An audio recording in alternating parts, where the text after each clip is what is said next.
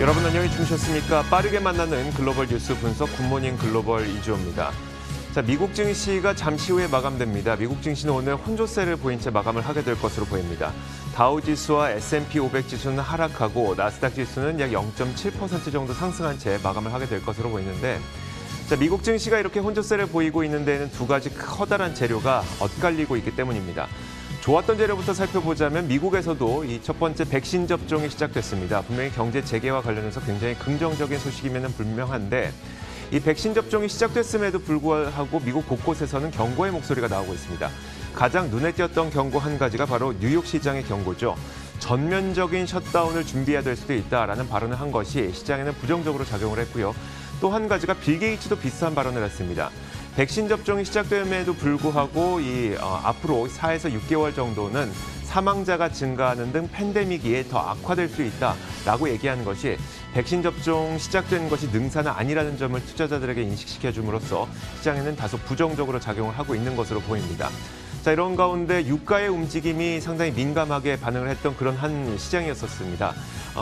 국제 유가는 장중 한때 마이너스로 전환되기도 했었는데요. 지금은 물론 1% 상승으로 다시 돌아서긴 했지만 에너지 업종이 이날 가장 큰 하락폭을 또 기록하고 있기도 합니다. 자, 이처럼 다소 긍정적인 소식과 그 부정적인 소식이 엇갈리면서 혼조 양상을 보이고 있는 미국 시장인데요. 어떤 일들이 있었는지 지금부터 정리해드리도록 하겠습니다. 굿모닝 글로벌 바로 출발하겠습니다.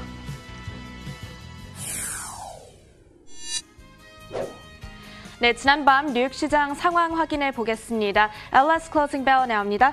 현재 장 마감까지 3분도 채 남지 않았습니다. 오늘 뉴욕 증시는 부양책 기대감과 백신 출시에 힘입어 상승 출발했는데요. 장중에 탄력을 크게 잃는 모습이 나타났습니다. 자세한 마감 상황 다우지수부터 살펴보겠습니다. 장 초반에 이렇게 상승 출발을 했는데 계속해서 탄력을 잃어가고 있습니다. 현재는 0.54%까지 낙폭을 키우면서 29,883선에 거래되고 있고요. 다음으로 나스닥 지수 보겠습니다. 나스닥 지수는 오늘 크게 상승 출발을 해줬습니다. 상승 흐름을 잘 유지해주다가 막판에 조금 탄력을 잃어가고 있는 모습인데 0.6% 가까이 오르면서 12,449선 가리키고 있습니다. S&P 500 지수 역시나 다우 지수와 비슷한 흐름 나타나고 있습니다.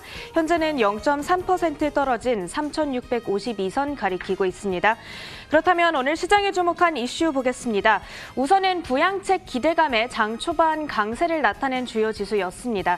교착 상태에 놓인 부양책 협상이 이제 돌파구를 찾을 수도 있다라는 기대감이 있는데요. 초당파 의원들이 부양책을 2개의 법안으로 분리해 상정하는 방안을 추진 중에 있습니다.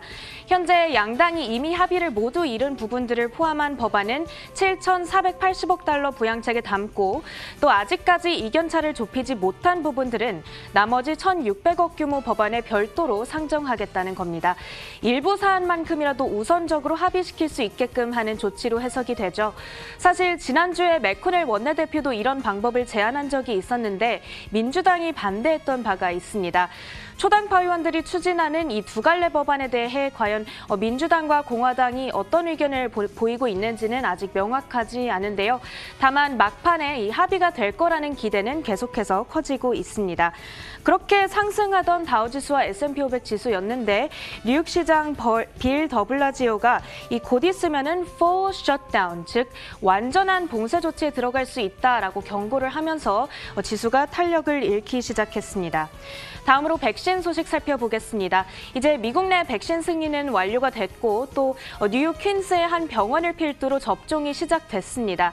예정된 사안이기는 했지만 그래도 팬데믹이 앞으로 조금 더 잘 통제될 수 있을 거라는 기대를 다시 한번 자극한 소식이었습니다. 이렇게 뉴욕 증시 주요 이슈 살펴봤습니다. 잠시 뒤 마감 직후에 다시 돌아오겠습니다.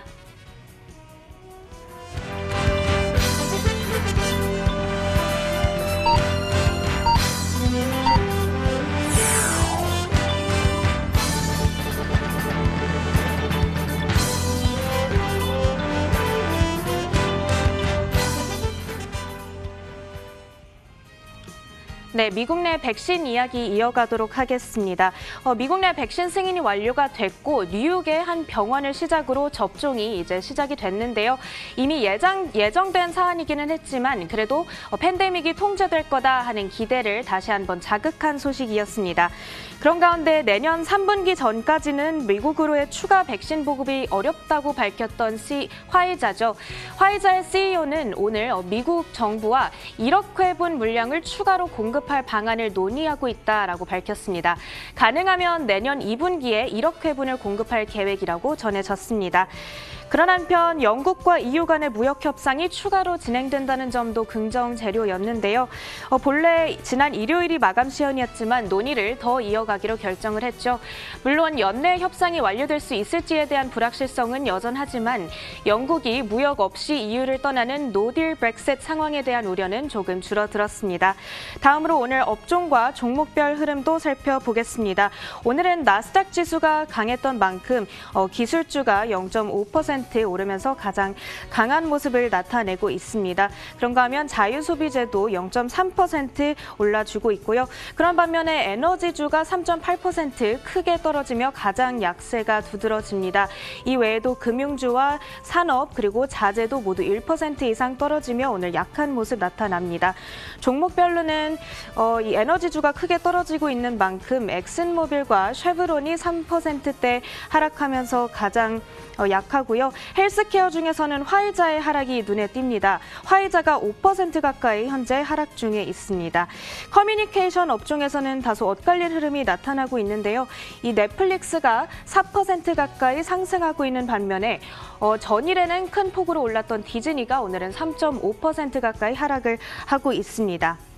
네, 그런 가운데 월가의 전문가들은 부양책 타결에 대한 기대감을 계속해서 표하고 있습니다. Legal and General Investment Management의 한 전문가는 지금 시장이 부양책을 중심으로 움직이고 있다. 시장이 부양책 타결을 가격에 반영하고 있고 또 타결될 거라고 믿고 있다라고 견해를 밝혔습니다. 자, 그렇다면 다시 한번 자세한 마감 상황 살펴보겠습니다. 먼저 다우지수입니다. 0.62% 떨어지면서 29,900선 이하로 떨어졌습니다. 나스닥 지수 보겠습니다. 0.5% 정도 오른 채 거래를 마칠 것으로 보이고요. 12,440선 현재 가리키고 있습니다. S&P 500 지수는 0.44% 하락한 3,647선 나타내고 있습니다. 이렇게 뉴욕 증시 마감 상황 살펴봤습니다. 엘라스 클로징 벨 나우였습니다.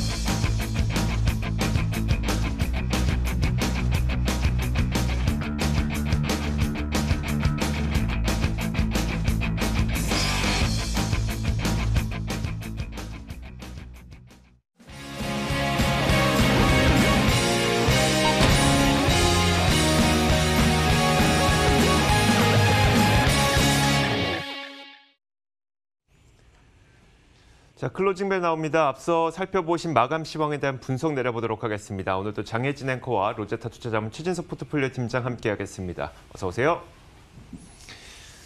자, 팀장님, 미국 시장이 장중 내내 그렇게 약간의 혼조 양상을 보였지만 막판에 힘이 좀 더 빠지는 모습이었어요. 미국 증시 한번 봐주세요. 네, 지난주에 주요 지수가 1% 내외로 좀 빠졌죠. 그러다 보니까 이 코로나19 백신 보급 시작과 함께 좀 반등하려는 그런 움직임은 보여줬습니다. 그러면서 다우가 장중 한때 200포인트 넘게 상승했고 또 사상 최고치를 또 터치하기도 했습니다. 추가 재정 부양 측면에서도 일단은 추가 실업수당 지급 등을 포함한 미니 법안에 대한 통과 기대가 좀 부활했죠. 그러다 보니까 이런 요소에서도 좀 긍정적인 부분이 좀 관측이 됐었고요. 하지만 이 장중에 뉴욕에서 경제활동 전면 셧다운 가능성을 내비치면서 결국은 투자 심리가 급격하게 좀 악화가 됐던 것 같고요. 이런 부분들이 결국은 미국도 유럽에 좀 전철을 밟지 않을까라는 그런 우려로 이어졌던 것 같습니다. 다만 이 레이몬드 제임스라는 IB에서는 백신과 관련한 스토리에 이 근본적인 변화가 없다면은 증시에 대한 조정도 제한적일 것이다라는 분석을 내놓았고요. 블랙록 같은 경우에도 백신이 게임 체인저라는 좀 긍정적인 전망을 내놓은 바가 있기 때문에 일단 이 백신이라는 그 요소가 이 팬데믹 종식에 대한 기대감, 그러면서 오늘 좀 이 지수가 좀 빠지는 모습을 보였음에도 불구하고 전반적인 낙관론을 좀 유지시키는 그런 요소로 작용한 것 같습니다. 자, 이어서 상품 선물 시장도 살펴보도록 하겠습니다. 먼저 국제 유가가 지난 밤 사이에 0.8% 정도 올랐습니다. 현재 그 정도 가격에서 선물 시장에서 거래가 되고 있는데 장중의 이 상승 탄력보다는 상승 탄력이 꽤 많이 줄어든 겁니다. 일단 미국 내에서 백신 접종이 시작되고 부양책 합의에 대한 기대감이 유가 상승을 이끌었는데요. 다만 장중 한때 뉴욕 시장이 전면적인 락다운에 대해서 준비해야 된다라고 발언을 하게 되면서 장중 한때 마이너스로 전환되기도 했습니다. 지금 차트에서 보시는 것처럼 45.81달러까지 크게 떨어지게 됐었는데 물론 이것이 이제 백신 접종이 계속 이루어지고 있다 보니까 바로 돌아서긴 했습니다만 상승 탄력은 장 초반에 비해서 많이 줄어든 모습입니다. 현재는 0.8% 정도 오르면서 46.94달러를 기록하고 있습니다. 자, 이어서 금값도 한번 살펴보도록 하겠습니다. 금값은 반대로 0.7에서 0.8% 정도 하락했는데요. 미국의 백신의 접종이 시작된 점이 이제 앞으로 경기 전망을 좋게 만들면서 금값을 하락시켰다는 분석이 나오고 있습니다. 자, 이 때문에 금값은 0.66% 내리면서 현재 선물 시장에서 1,831.4달러를 기록하고 있습니다.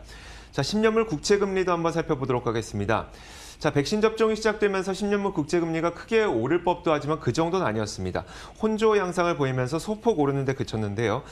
추가적인 경제 제재 조치가 진짜로 취해지는지를 좀 살펴보자는 관망 심리와 함께 부양책 합의가 어느 정도 이뤄지는지 보자는 관망 심리도 함께 작용을 했던 것으로 보입니다.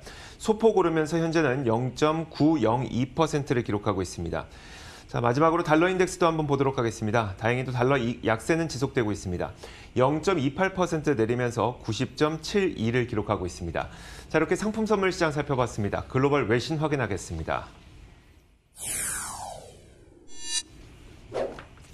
자, 첫 번째 뉴스부터 보도록 하죠. 팀장님, 어떤 소식일까요? 네, 빌 더블라지오 뉴욕 시장이 시 전체가 전면적인 셧다운 그리고 재택근무를 준비해야 한다고 발언한 내용 가져와 봤습니다. 이 발언은 지난 14일 월요일부터 뉴욕시에서의 식당 실내 영업이 재차 중단이 됐고요. 그리고 앤드루 쿠오모 뉴욕 주지사의 발언과 관련한 질문 중에 나온 발언이 되는데요. 앞서서 이 쿠오모 주지사 같은 경우에도 뉴욕타임스 기사를 통해서 한 달 내에 뉴욕시에서의 셧다운이 나올 가능성이 있다는 발언을 전한 바가 있었습니다. 더블라지오 시장은 이 셧다운 결정은 물론 주지사로부터 나오겠지만은 모든 형태의 제한 조치를 고려 중이다라고 밝혔습니다. 그러면서 이 현재 거센 코로나19 확산세를 막기 위해서는 늦봄과 유사한 전면 셧다운에 대해서 준비해야 한다라고 강조를 했습니다.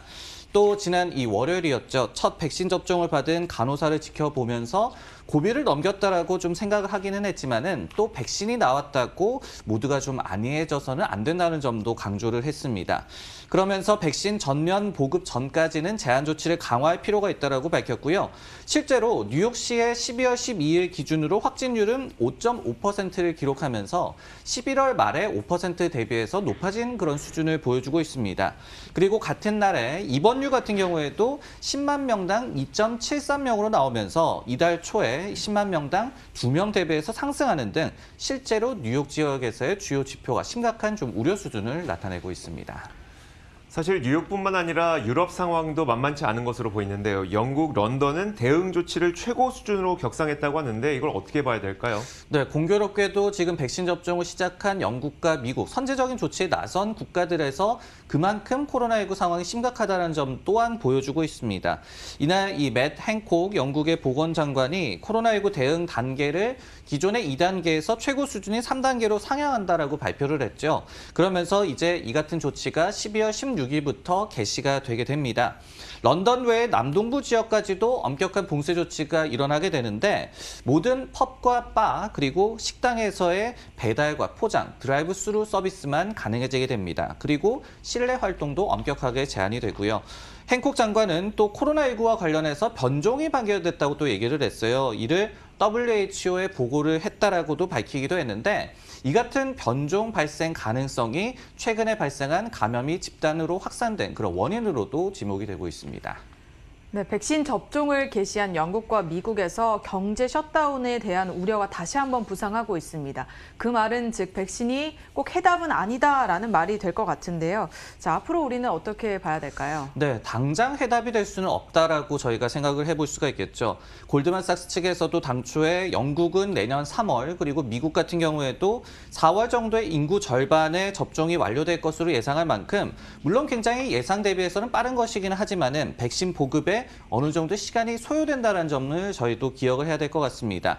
여기에 또 증시가 재차 좀 급락할 것으로 당초 예상하기도 했던 헤지펀드 투자자 빌 에크먼의 경고처럼 백신이 나왔다는 소식이 오히려 좀 방역에 안일해질 가능성으로 좀 이어질 그런 부분도 생각을 해봐야 될 것 같습니다. 그래도 이 해결책은 그래도 있다라는 부분들이 최소한의 안도감은 전해주고 있는 것 같은데요.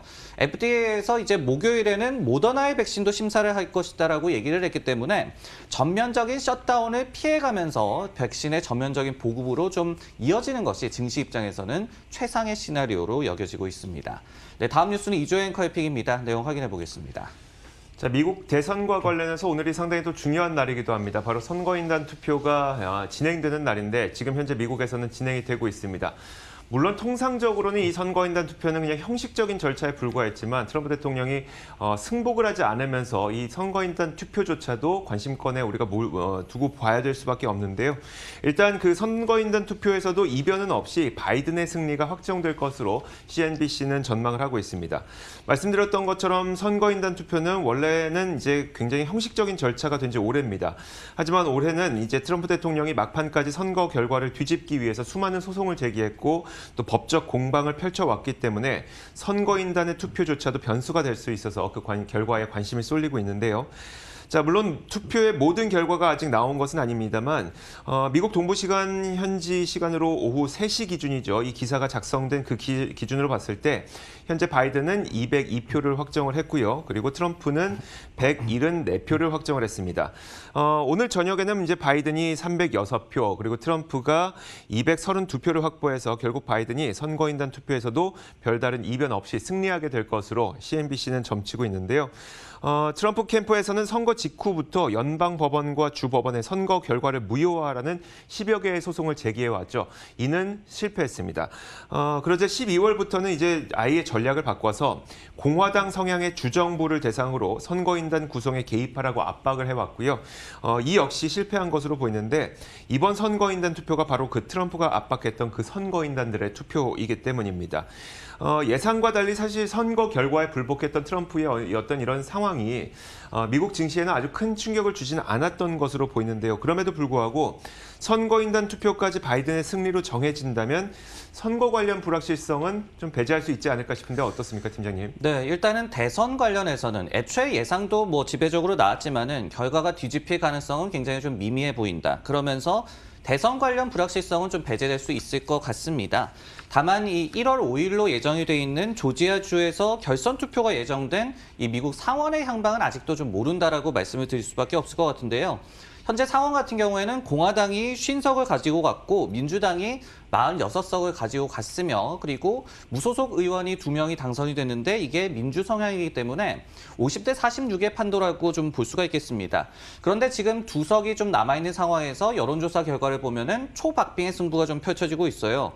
그러다 보니까 공화당이 만약에 1석이라도 가져가게 된다면은 시장이 좀 바라는 바이든 대통령 그리고 공화당의 상원 사수가 좀 가능해질 전망이지만은 동률시에는 또 부통령의 캐스팅 보트를 좀 쥐게 됐고 그러면은 결국은 민주당이 상원마저 장악하는 그런 그림이 그려지기 때문에 이 상원의 향방에 대해서는 아직까지 시장도 좀 불확실성을 갖고 있다고 말씀드릴 수가 있겠습니다.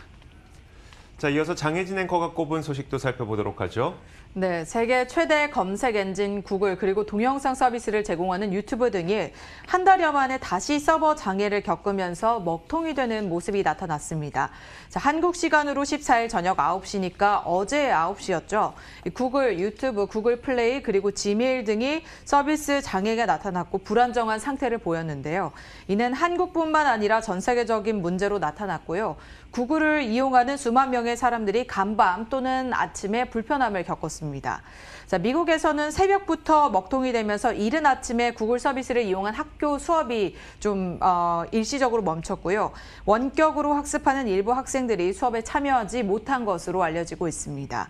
자, 지난달에도 한국 시간 기준으로 12일에 2시간가량 구글의 서버가 다운돼서 문제가 발생했었는데 불과 한 달여 만에 이런 일이 또 다시 발생한 건데요.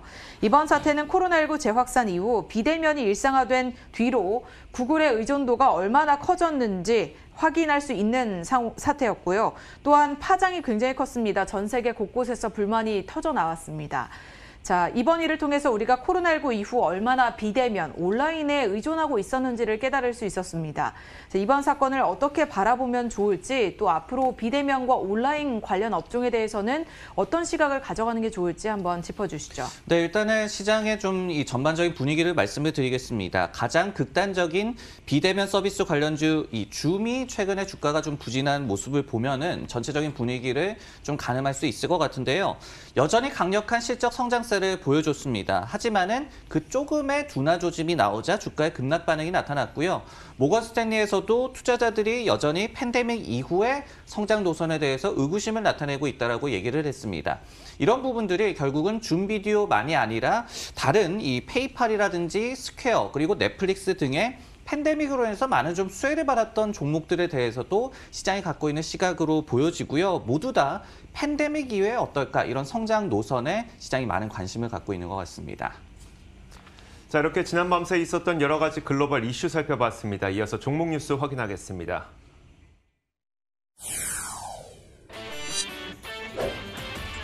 오늘의 종목 뉴스입니다. 아마존이 인수한 회사 죽스를 통해서 자율주행 로보택시를 공개했습니다. 디즈니가 이 BMO에서 디즈니를 두고 시장 수익률로 투자 의견을 하향 조정하면서 간밤 하락했습니다. 간밤 애플 피트니스 플러스가 공개가 됐습니다. 그간 우려했던 펠로톤은 애플 피트니스 서비스에 대해 걱정하지 않아도 된다는 분석이 나오고 있습니다.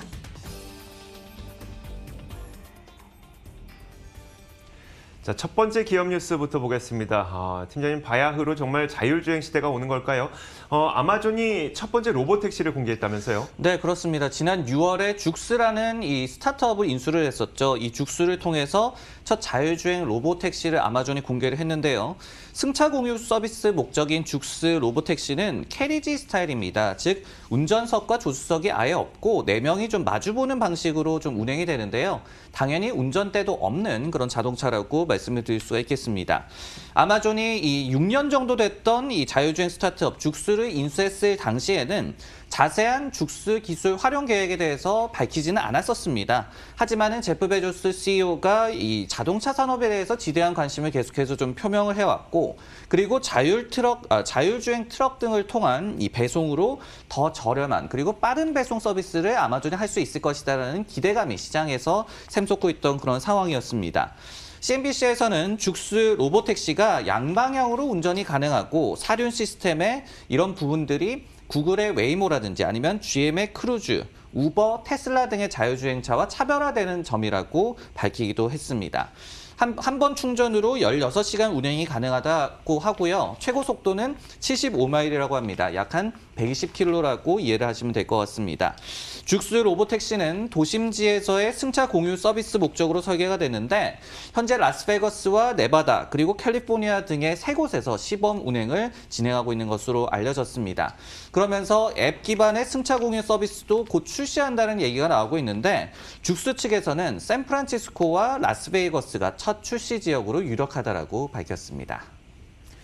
자, 아마존의 전기차에 대한 관심은 굉장히 컸던 것으로 보이는데 죽수 인수로 인해서 그 정점도 찍은 것 같습니다. 향후 아마존의 행보는 어떻게 예상해 볼 수 있을까요? 네, 일단 오늘 좀 이 공개를 한 만큼 향후에 죽스 로보택시 서비스를 실제로 출시하는 것이 아마존의 목표라고 보여지죠. 캘리포니아 당국으로부터 1년 내에 자율주행차 운용 테스트면허를 받겠다는 게 아마존 측의 입장으로 지금 알려지고 있는 상황입니다. 그리고 자율주행 배달 로봇 아마존 스카우트의 시범 서비스 돌입을 한 상황이고요. 여기에 또 리비안이라든지 오로라 등의 첨단 자동차 업체, 전기차 업체에도 많은 투자를 했던 그런 아마존인데 특히 오로라 같은 경우에는 7월에 미국 텍사스 지역에서 자율주행 트럭에 대한 운행을 시작하기도 했습니다. 그렇기 때문에 아마존은 이 같은 로보택시와 그리고 자율주행 트럭 배송의 투트랙으로 차 산업에 굉장히 많은 투자를 하고 있습니다. 네, 이번 아마존의 참전으로 자율주행 기술에 대한 기술을 두고 벌이는 경쟁은 더욱더 심화할 것으로 보이는데요. 최근 타사의 행보는 어땠을까요? 네, 전기차뿐 아니라 자율주행 부문도 최근에 이 제너럴 모터스, GM이 굉장히 좀 공격적인 행보를 보이고 있는 분야고요. 그리고 GM이 최근에 시장의 관심을 좀 많이 받으면서 주가 흐름이 긍정적으로 나타난 것도 이런 부분과도 무관하지는 않은 것 같습니다. 바로 지난주였죠. GM의 자회사 크루즈가 미국 샌프란시스코에서 완전 자율주행 차량에 대한 시범 운행을 개시를 했는데요. 이게 이제 4단계 자율주행차가 됩니다. 저희가 0에서 5단계까지의 자율주행 그 수준을 나누는데 2단계까지는 운전 보조 수준이고 현재 상용화된 자율주행 기술도 2단계 수준에 불과합니다. 이제 3단계가 조금씩 나올 것이다 이렇게 얘기가 나오고 있는 것이고요. 그런데 이제 자동차 업계에서는 운전대 등 이 운전 관련된 장비가 거의 필요가 없는 4단계 자율주행 이 시스템을 완성하기 위해서 박차를 가하고 있는 그런 상황입니다. 네, 다음 종목 뉴스는 이조 앵커의 픽입니다. 내용 확인해 보겠습니다. 자, 지난 금요일 미국 시장에서 놀랄 만큼 뜨거웠던 대형 기업이 하나가 있습니다. 바로 디즈니인데요. 그런데 여기에 찬물을 끼얹는 투자 의견이 나왔고 이로 인해서 지난 밤사이 디즈니의 주가는 3%가량 하락했습니다. 물론 지난 금요일에 14%가량 올랐던 것에 비하면 이 하락폭은 차익 시전 수준이라고 봐도 될 것 같긴 합니다만 어쨌든 투자 의견의 하향 조정이 있어서요. 한번 소개해드리도록 하겠습니다. 자, BMO 캐피털 마켓의 애널리스트가 디즈니에 대한 투자 의견을 기존의 시장 수익률 상회에서 시장 수익률로 한 단계 내렸습니다. 인베스터스 데이를 통해서 가입자가 급격하게 늘어나고 있다는 점을 확인했고 또 100편 이상 콘텐츠를 매년 공개할 것이라는 내용이 전해진 직후에 주가가 급등하게 되자 이런 의견을 내놓은 것인데요. BMO 캐피털에서는 디즈니는 지속적인 경제 재개 수혜주라고 믿는다고 하면서도 처음 백신 소식이 전해진 이후부터 인베스터 데이까지 짧은 시간 안에 디즈니의 밸류에이션이 빠르게 높아졌다는 점 때문에 우리는 한 발 물러선다라고 이야기를 했습니다. 그러면서 투자 의견 하향 이유를 밝혔고요. 자, 그러면서도 디즈니에 대한 목표 주가는 기존 165달러에서 185달러로 상향 조정하기도 했는데 디즈니 플러스의 가입자가 급격하게 증가하고 있고 또 경제 재개와 백신이 접종이 시작이 되면서 디즈니의 디즈니랜드의 정상화 기대감 이런 것들로 인해서 한껏 투자자들이 고무된 가운데 찬물을 끼얹는 투자 의견 하향 소식이 있었던 거거든요. 팀장님, 이게 과연 그러면 BMO만의 의견일까요? 아니면 다른 월가의 투자 기관들도 마찬가지일까요? 네, 일단 현재 수준을 좀 말씀을 드리자면은 BMO의 의견이 대세 반하는 의견이다라고 말씀을 드릴 수가 있겠습니다. 일단 인베스터 데이에서 긍정적인 내용이 많이 나왔기 때문에 투자 의견 전반도 긍정적으로 나왔거든요. 예를 들어서 뱅크 오브 아메리카에서는 목표 주가를 166에서 192달러로 올리면서 DTC 사업을 통해서 디즈니가 고성장세를 달성할 수 있을 것이다라고 분석을 했고요. 모건 스탠리 같은 경우에도 비중 확대 의견과 175달러 목표 주가를 그대로 유지를 하면서 FY 2024년 그러니까 2024년 9월이 끝날 즈음에는 넷플릭스의 가입자를 추월하는 것도 가능할 것이다라고 얘기를 했습니다.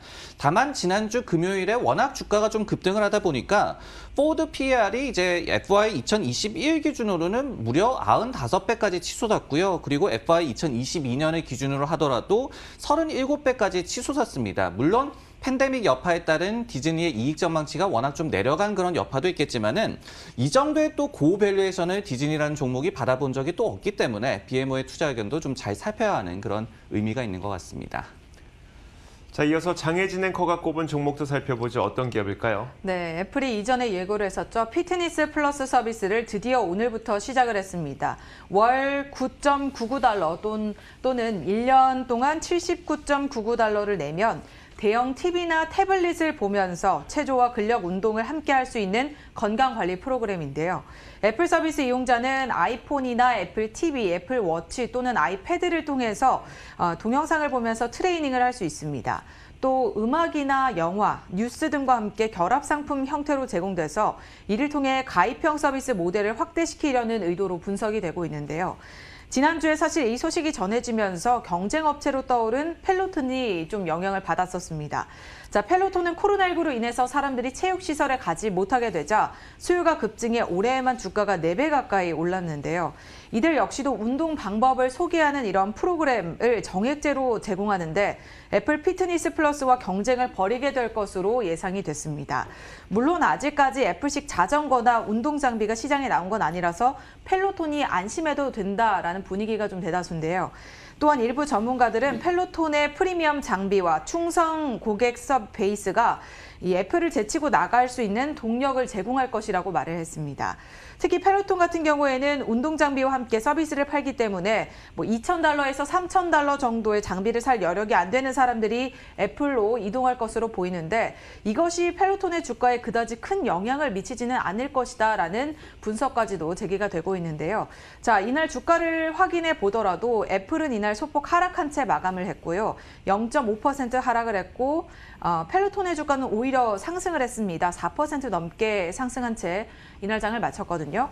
애플 피트니스 플러스를 두고 월가에서는 과연 어떤 시각을 갖고 있을까요? 네, 일단은 피트니스 플러스만으로 대박을 칠 것이다라는 기대감보다는 이 서비스 번들의 좀 완성도를 높여줄 것이다. 그러므로 인해서 이제 서비스 플랫폼 전반에도 강화할 수 있는 그런 의미가 있다 정도로 해석할 수가 있을 것 같습니다. 예를 들어서 JP모건 같은 경우에도 당초 이 피트니스 플러스가 이 서비스 번들의 가치를 좀 높여줄 거긴 하지만은 하드웨어를 좀 사용 가능해질 때까지 그리고 애플의 피트니스 플러스 앱의 콘텐츠가 대폭 좀 확대되기 전까지는 독립적인 서비스로 좀 부상하기는 힘들 것이다라는 분석을 제시한 바도 있었고요.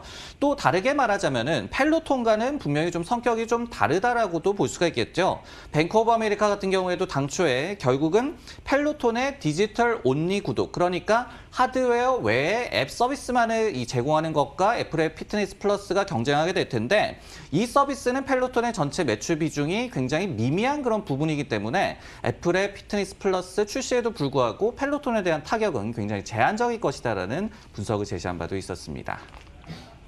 자, 이렇게 지난밤 사이 나왔던 글로벌 이슈와 종목 뉴스까지 살펴봤습니다. 장혜진 앵커, 로제타 투자자문 최진석 포트폴리오 팀장 함께했습니다. 고맙습니다.